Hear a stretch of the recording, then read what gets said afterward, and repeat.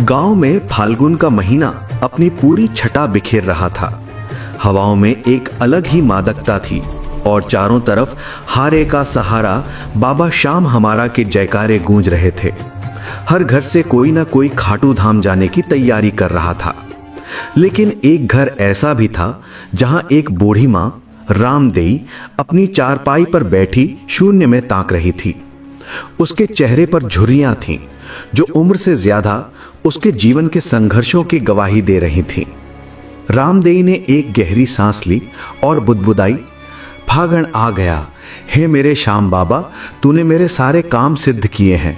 मेरा बेटा ब्याह गया, घर में चांद सी बहू आ गई, सब कुछ तो दिया तूने। अब बस मेरी एक ही आस बची है। उसका मन बाबा के दरबार में जाने को मचल रहा था। हर साल वो इस महीने में खाटू श्याम के दर्शन करने जाती थी। ये उसका नियम था, उसका प्रण था। वो मन ही मन योजना बनाने लगी। इस बार तो मैं बाबा के लिए ध्वजा ले जाऊंगी, पूरा श्रृंगार ले जाऊंगी और वहां जाकर बस उनके चरणों में लौट जाऊंगी। कहूंगी, हे बाबा, जैसे मेरे काम संवारे वैसे ही सबका बेड़ा पार करना। रामदेई ने सोचा कि अब तो घर में बहू है, बेटा है, पैसों की क्या कमी। बहू से पैसे मांग लूंगी और फिर निकल पड़ूंगी अपनी यात्रा पर। उसके मन में यह दृढ़ निश्चय था कि जब तक उसके घुटनों में जान है वो बाबा के धाम पैदल ही जाएगी, नाचती गाती और बाबा का नाम सुमरती। उसने अपनी बहू को आवाज लगाई, जिया ए जिया, पता नहीं कहां लग रिया। रसोई से बर्तनों के खड़कने की आवाज के साथ बहू बाहर निकली। माथे पर शिकन और जुबान पर कड़वाहट लिए वो बोली, हाँ केस है, क्यों चिल्ला रिया। रामदेई ने बड़े प्यार से कहा, बेटी देख, फागुन का महीना आ गया है, पूरी दुनिया बाबा श्याम के दर्शन को दौड़ी जा रही है। तुम भी तैयार हो जाओ, मैं तुम्हें भी घुमा लाती हूं, साथ चलेंगे तो अच्छा लगेगा। बहू ने झटकते हुए जवाब दिया, हमने किते न जाना, और सुन ले, न तन्ने किते जाना है, ठीक है। ये जो पाखंड है ना, इसे यहां मत फैला। रामदेई का दिल बैठ गया। उसने समझाने की कोशिश की, ए बेटी, न्यू नहीं बोला करते, बाबा में बहुत सकलस है, शक्ति है, उनकी महिमा अपरंपार है, फिर मैं क्या करूं, महिमा है तो रहे। मां ने फिर भी हार नहीं मानी। देख, अगर तू चले तो बता, तैयार हो ले, मैं छोरे को भी कह दूंगी। अब बहू गुस्से में आ गई। मैंने कह दिया ना, कित्ते को नहीं जाना, न वो जाएगा और न तुम, बस बात खत्म। मां ने देखा कि बहू साथ जाने को तैयार नहीं है तो उसने दूसरा प्रस्ताव रखा, बेटी देख, मैं तो जाऊंगी, मेरा प्रण है। अगर तुम नहीं जाना चाहते तो मुझे बस 4-5 हजार रुपए दे दे, मैं वहां जाकर तुम्हारे नाम का ही दान पुण्य कराऊंगी, धर्म तो तुम्हें ही मिलेगा। यह सुनते ही बहू आग बबूला हो गई। वो चिल्लाई, पैसे पैसे क्या पेड़ पर लग रहे हैं जो तोड़ कर दे दूं? सुन ले कान खोलकर, इन पाखंडों के लिए मेरे पास एक फूटी कौड़ी नहीं है। रामदेव की आंखों में आंसू तैरने लगे। उसने कहा, हाय बेटी, ऐसा मत बोल, बाबा पूरी दुनिया को अपने धाम पर खींच रहे हैं और तू। बात काटते हुए बहू ने कहा, तो दुनिया चली जाएगी, उससे हमें क्या। खबरदार जो मुझसे 1 रुपया भी मांगा। ये जो बुढ़ापे में 2 वक्त की रोटी मिल रही है ना, इसे शांति से खा ले, वरना ये भी भारी पड़ जाएगी। यहां पाखंड मत फैला। रामदेई ने कहा, बेटी मैं तो हर साल जाती हूं, अगर इस बार टाला करूंगी तो बाबा मुझसे नाराज नहीं हो जाएंगे। बहू ने निर्दयता से कहा, कोई नाराज नहीं होता, और अगर तू इस बार नहीं गई तो तेरा कोई हाड़ नहीं टूट जाएगा, चुपचाप घर में बैठ। रामदेई ने सोचा, बहू नहीं मान रही तो बेटा तो मानेगा। उसने कहा, ठीक है, मैं छोरे से मांग लूंगी। बहू ने हंसते हुए चुनौती दी, ले के दिखा दिए, उस पे फालतू पैसे नहीं पड़े हैं। और सुन, इस घर में रहना है तो जैसे मैं कहूंगी वैसे ही रहना पड़ेगा, वरना रास्ता नाप ले। रामदेई का दिल कांप गया। उसे महसूस हुआ कि जिस बहू को वो लक्ष्मी समझ कर लाई थी वो तो उसके बुढ़ापे का काल बन गई है। थोड़ी देर में रामदेई का बेटा नंदू वहां आया। मां बहू की बहस सुनकर वो झुंझलाया हुआ था। मां, क्यों सुबह सुबह रोर मचा रखा है? नंदू ने आते ही कहा। रामदेई ने उम्मीद भरी नजरों से बेटे की ओर देखा। हे बेटा, तुझे तो पता है मैं बाबा श्याम के हर साल दर्शन करने जाती हूँ। मैंने बहू को कहा कि तुम भी चलो तो ये मना कर रही है। बेटा तू ही मुझे कुछ खर्चा पानी दे दे, मैं अकेले ही चली जाऊंगी। नंदू अपनी पत्नी के डर से दबा हुआ था। उसने बेरुखी से कहा, माँ तुझे पता है हर साल जाना जरूरी नहीं होता। पैसे क्या पेड़ पर लग रहे हैं जो तोड़ कर दे दूं? बहू ठीक कह रही है, इस बार कहीं नहीं जाना, पैसे नहीं फूकने हमें। बहू बीच में कूद पड़ी, सुना तन्ने, कह दिया ना इसने भी, अब चुपचाप बैठ जा। और तू भी सुन ले पति से, अगर ढंग से घर बसाना है तो मेरी माननी पड़ेगी। नंदू ने माँ को डांटते हुए कहा, माँ क्यों कलेश करवा रही है, मान जा अब, मत कर जिद। रामदेव की ममता आहत हो गई। जिस बेटे को उसने नाजू से पाला, आज वो अपनी पत्नी की बोली बोल रहा था, लेकिन उसकी भक्ति उससे भी बड़ी थी। उसने दृढ़ता से कहा, बेटा माँ तो मानी मुनी है, तुम पैसे नहीं दोगे तो भी मैं जाऊंगी। मैंने जो बाबा से प्रण लिया है उसे दिल से निभाऊंगी। तुम चवन्नी दो या ना दो, तुम्हारी मर्जी। ये सुनकर बहू और भड़क गई। अच्छा, हम ना दें तो फिर क्या करेगी, कहां से लाएगी पैसे? रामदेई ने कहा, किसी से उधार ले लूंगी, मेरी पेंशन आएगी तब चुका दूंगी। बहू ने ताली बजाई और व्यंग किया, वाह पेंशन, घर में रोटी तो खाती नहीं, पेंशन से कर्जा चुकाएगी? ये बुढ़ापे में रोटियों का उल्हाना सुनना बाकी रह गया था। रामदेई ने हाथ जोड़ लिए, हे भगवान, मैंने रोटियों का उलाना नहीं दिया, तुम दो तो दो, वरना मैं चली जाऊंगी। बहू ने पति को भी वहां से जाने का इशारा किया और नंदू माँ को अकेला छोड़कर अपने काम पर चला गया। जाते जाते बहू ने धमकी दी, खबरदार जो कर्जा लिया तो यहीं पड़ी रही। सबके जाने के बाद रामदेई अकेली रह गई। उसकी आंखों से आंसू बह रहे थे, लेकिन उसका संकल्प नहीं टूटा। उसने बाबा का ध्यान किया, हे श्याम बाबा, तू कितनी ही परीक्षा ले ले, मैं आऊंगी जरूर, चाहे रेंगते हुए आना पड़े, मैं माथा टेकने आऊंगी। अचानक उसे याद आया कि उसके पुराने संदूक यानी पेटी में शायद कुछ पैसे बचे हों। उसने सोचा कि शायद पेंशन के कुछ रुपए उसने कभी बचाकर रखे हों। यही सोचकर वो घर के अंदर गई।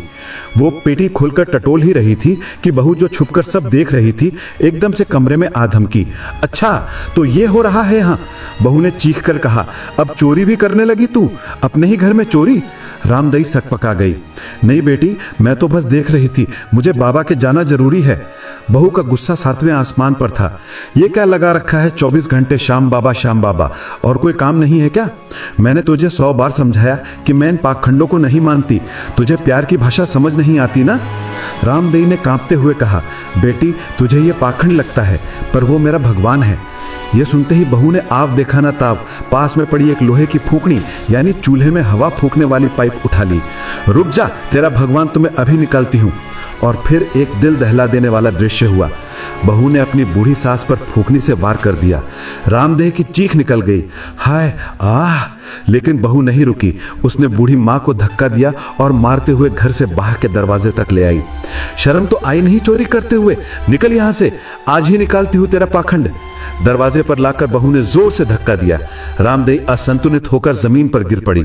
उसके पैरों में मूंछ आ गई और फूकने की चोट से वो कराहक उठी। घन्ना मत गिर यहां, ड्रामा बंद कर। बहू ने दरवाजा धड़ाम से बंद कर लिया।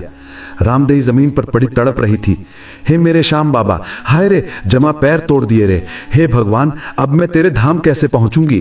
क्या मेरी भक्ति अधूरी रह जाएगी? वो उठने की कोशिश करती, लेकिन दर्द के मारे उठ नहीं पा रही थी। फिर भी उसकी हिम्मत नहीं टूटी। उसने रेंगना शुरू किया। घिसटते घिसटते वो गली के बाहर की ओर बढ़ी। उसका शरीर साथ छोड़ रहा था, पर आत्मा बाबा की ओर खींची जा रही थी। रामदही के पड़ोसी गांव में, जिन्हें पूरा गांव ताऊ कहता था, अपने बेटे राकेश और बहू मंजू के साथ बैठे थे। वे भी खाटू श्याम जाने की तैयारी कर रहे थे। ताऊ ने राकेश से कहा, अरे नंदू, राकेश का घर का नाम, भाई यूं तो दुनियादारी के काम कभी खत्म नहीं होते, बाबा का बुलावा आया है, चलना चाहिए। राकेश ने सहमति जताई। हाँ बाबू, हम तो तैयार ही हैं, आप खेत से लेट आए इसलिए रुके थे। ताऊ ने अपनी पगड़ी ठीक की और कहा, भाई मन में लगन हो तो सब काम बन जाते हैं। मेरा तो ऐसा जी कर रहा है कि अभी उड़कर बाबा के दर्शन कर लूं। चलो सामान उठाओ। राकेश ने अपनी पत्नी मंजू को आवाज दी, मंजू प्रसादी ले ली क्या? मंजू थाली सजाकर बाहर आई। हाँ जी, सब तैयार है, चलो। तीनों हंसी खुशी घर से निकले। वो गली के मोड़ पर पहुंचे ही थे कि उन्हें किसी के कराहने की आवाज सुनाई दी। सामने एक छोटे से मंदिर के पास रामदई जमीन पर पड़ी सिसक रही थी। रामदई ने बड़ी मुश्किल से खुद को घसीटकर मंदिर की चौखट तक पहुंचाया था। वो बाबा की तस्वीर के सामने हाथ जोड़कर रो रही थी। हे बाबा, मैं तेरे मुख्य धाम तक तो नहीं पहुंच सकी, पर तू तो कण कण में है। मेरे पैरों ने जवाब दे दिया है, शरीर नहीं चलता। मुझे शक्ति दे प्रभु, मुझे शक्ति दे। ताऊ और उनका परिवार ये दृश्य देखकर सन्न रह गया। वे दौड़कर रामदई के पास पहुंचे। अरे ये तो ताई हैं, क्या हुआ? राकेश ने घबरा कर पूछा। ताऊ ने रामदई के सिर पर हाथ रखा। भाई कौन हो तुम? क्या हो गया? यह हालत किसने की? रामदई ने अपनी फटी हुई आवाज में कहा, भाई मेरा कोई नहीं है पूछने वाला। ताऊ का दिल पसीज गया। रो मत बेबे, बता क्या बात है, तेरे साथ क्या बीती है? रामदई ने रोते रोते अपनी आप बीती सुनाई। भाई मेरी बहू पत्थर दिल है, उसे मेरी भक्ति से नफरत है। जब मैंने बाबा के जाने की बात कही तो उसने मुझे साफ मना कर दिया, और तो और जब मैंने जिद की तो उसने मुझ पर चोरी का इल्जाम लगाया। फूकड़ी मार मार कर मेरे शरीर पर नील डाल दिए, मेरे पांव तोड़ दिए और घर से धक्के मार कर निकाल दिया। यह सुनकर ताऊ, राकेश और मंजू की आंखों में आंसू आ गए। मंजू ने रामदई के सूजे हुए पैर देखे और सिहर उठी। हे भगवान, इतना जुल्म! पैर तो देखो, सूजन आ गई है। ये तो कसाई से भी बदतर निकली। ताऊ की आंखों में गुस्सा और करुणा दोनों थे। उन्होंने रामदई के हाथ अपने हाथों में लिए और कहा, देख बेबे, मेरी बात सुन। हम सब अभी खाटू श्याम जा रहे हैं, बहुत खुशी खुशी। तू चिंता मत कर, आज से तू अकेली नहीं है। देख बेबे, मेरी बात सुन। हम सब अभी खाटू श्याम जा रहे हैं, बहुत खुशी खुशी। तू चिंता मत कर, आज से तू अकेली नहीं है। राकेश ने कहा, हाँ बुआ जी, यानी फुआ, हम तो मेले में जा रहे थे, लेकिन अब बाबा हमें यहीं मिल गए। असली सेवा तो यही है। ताऊ ने दृढ़ता से कहा, देख तू मेरी धर्म की बहन है, आज से तू मेरे घर चलेगी। तेरे सारे काम सिद्ध होंगे। बाबा की आस्था रख और अब से तू हमारे साथ, हमारे परिवार के साथ रहेगी। तू चिंता मत कर। रामदई हिचकिचाई, भाई कल को तेरी बहू और बेटा भी ऐतराज करने लगे तो? ताऊ ने राकेश और मंजू की तरफ देखा। मंजू तुरंत आगे आई और रामदई चुपैर छूते हुए बोली, ना बुआ जी, हम कतई ऐतराज नहीं करेंगे। हम तो राजी हैं। हमारे सर पर बड़ों का हाथ होगा, इससे बड़ा भाग्य क्या होगा? आपकी सेवा करके तो हमारा जीवन सफल हो जाएगा। ताऊ ने मुस्कुराते हुए कहा, देख लिया, मेरा बच्चा बच्चा राजी है। तू बस मेरी धर्म की बहन बन जा और चल मेरे घर। रामदई का गला भर आया।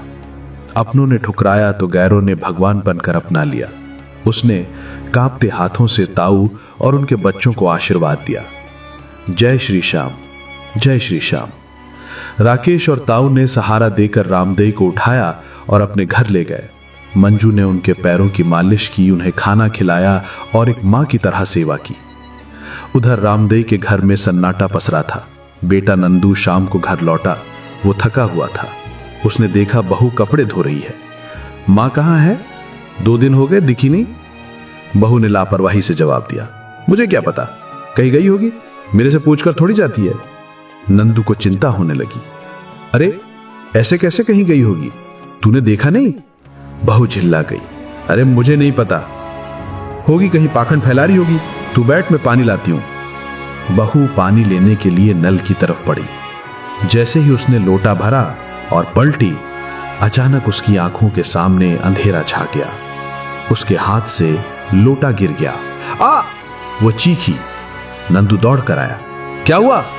बहू अपनी आंखें मल रही थी। नंदू, मुझे कुछ दिखाई नहीं दे रहा, सब काला काला हो गया है। हाय राम, ये क्या हो गया? नंदू घबरा गया। उसने हाथ हिलाया। देख नहीं रहा? मजाक कर रही है क्या? बहू रोने लगी। नहीं, सच में मेरी आंखों की रोशनी चली गई, मुझे कुछ नहीं दिख रहा। हाय राम, ये क्या हो गया? नंदू ने उसे चारपाई पर बिठाया। दोनों के मन में एक अनजाना डर बैठ गया। नंदू के मुंह से अचानक निकल गया, ये कहीं मां की बद्दुआ तो नहीं? बहू सन्न रह गई। उसे याद आया कि कैसे उसने अपनी सास को धक्के मारकर निकाला था, कैसे उसे अंधा करके पीटा था। उसका अंतरात्मा उसे धिक्कारने लगा। नंदू, मुझे लगता है मुझसे बहुत बड़ी गलती हो गई। बहू से सकने लगी। मैंने मां के साथ बहुत बुरा किया, उन्हें मारा, घर से निकाल दिया। शायद भगवान ने मुझे उसी की सजा दी है। नंदू गुस्से और अफसोस में चिल्लाया, क्या? तूने मां को मारा और घर से निकाल दिया? तू इंसान है या डायन है? मेरी माँ अंधी नहीं थी, लेकिन तूने उसे अंधा समझकर पीटा। अब देख, भगवान ने तुझे सच में अंधा कर दिया। बहू नंदू के पैरों में गिर पड़ी। मुझे माफ कर दे, चलो माँ को ढूंढते हैं, उनसे माफी मांगूंगी, शायद मेरी आंखें ठीक हो जाए। नंदू और उसकी अंधी पत्नी गांव की गलियों में भटकने लगे। नंदू अपनी पत्नी का हाथ पकड़े उसे रास्ता दिखा रहा था। वे हर किसी से पूछ रहे थे, मेरी माँ देखी क्या? किसी ने मेरी माँ को देखा है? 3 दिन हो गए, मिल नहीं रही। शाम ढल रही थी, लेकिन रामदही का कहीं पता नहीं था। वे थक हारकर एक गली से गुजर रहे थे कि तभी सामने से राकेश आता हुआ दिखाई दिया। नंदू ने उसे रोका। ओ भाई, रुकना भाई, तूने कहीं मेरी माँ को देखा है? 3 दिन हो गए, मिल नहीं रही। राकेश ने उन्हें गौर से देखा। उसे सब समझ आ रहा था। उसने अपनी जेब से फोन निकाला और एक फोटो दिखाई जो उसने थोड़ी देर पहले अपने घर पर खींची थी। फोटो में रामदई ताऊ के साथ चारपाई पर बैठी हंस रही थी। राकेश ने पूछा, ये फोटो देख, क्या ये तेरी माँ है? नंदू ने फोटो देखी और उसकी आंखें चमक आईं। हाँ भाई, यही है मेरी माँ। कहाँ है ये? राकेश ने व्यंग किया, ये तो हमारे गांव के साधु ताऊ की बहन है, मेरी भुआ है। तेरी माँ कैसे हो सकती है? नंदू समझ नहीं पाया। भाई मजाक मत कर, ये मेरी ही माँ है, बता कहाँ है? राकेश ने संजीदगी से कहा, अगर ये तेरी माँ थी तो इसकी ये हालत क्यों हुई? खैर, आजा मेरे साथ, मैं तुझे उनके पास ले चलता हूं। वे तीनों ताऊ के घर पहुंचे। वहां रामदई चारपाई पर बैठी थी, साफ सुथरे कपड़ों में, और मंजू उसके पास बैठी थी। ताऊ भी वहीं हुक्का पी रहे थे। नंदू ने मां को देखते ही दौड़ लगा दी। मां! रामदई चौंक गई। उसने देखा उसका बेटा और बहू, जो अब बेसहारा सी लग रही थी, वहां खड़े थे। राकेश ने ताऊ से कहा, ताऊ, ये कह रहे हैं कि ये इनकी मां है, पर मैंने तो कहा कि ये आपकी बहन है। ताऊ ने कड़क आवाज में कहा, रुक जा भाई, क्यों शोर मचा रहा है? कौन है ये लोग? मैं नहीं जानता इन्हें। नंदू रोने लगा। ताऊ, ये मेरी माँ है, माँ बोलना, मैं तेरा बेटा हूं। रामदई ने भारी मन से कहा, बेटा? मेरी माँ तो उसी दिन मर गई थी जिस दिन मुझे घर से निकाला गया था। नंदू और बहू दोनों रामदई के चरणों में गिर पड़े। बहू रोते हुए बोली, माँ, मुझे माफ कर दो, मुझे मेरी करनी की सजा मिल गई। मेरी आंखों की रोशनी चली गई माँ, मुझे अब कुछ नहीं दिखता। मैंने आपको बहुत सताया, मुझे माफ कर दो। नंदू ने भी हाथ जोड़े। माँ, मैं मजबूर था, मैं डरपोक था जो अपनी लुगाई के आगे कुछ बोल नहीं सका, लेकिन अब और नहीं। इस घर में मेरी माँ पर अत्याचार हुआ, मैं अब चुप नहीं रहूंगा। माँ, हमें माफ कर दे, घर चल। ताऊ ने बीच में टोका, अरे अब याद आई माँ, जब फूकनी से इसके पैर तोड़े जा रहे थे तब कहां था तू? 3 दिन से ये भूखी प्यासी थी, हमने इसे सहारा दिया। अब जब उस पर विपदा आई तो मां याद आ गई। राकेश ने भी कहा, हाँ भाई, जब इसके पैर तोड़े तब ये अंधी नहीं थी, पर तुमने इसे लाचार बना दिया। अब भगवान ने न्याय किया है। बहू लगातार रो रही थी और माफी मांग रही थी। रामदेई का दिल, आखिर मां का दिल था, पसीज गया। उसने अपनी बहू के सिर पर हाथ फेरा। बेटा, रामदेई ने कहा, तेरे बहुत कष्ट सहे मैंने, पर क्या करूं, मां हूं। जिस औलाद को जन्म दिया उसे दुख में नहीं देख सकती।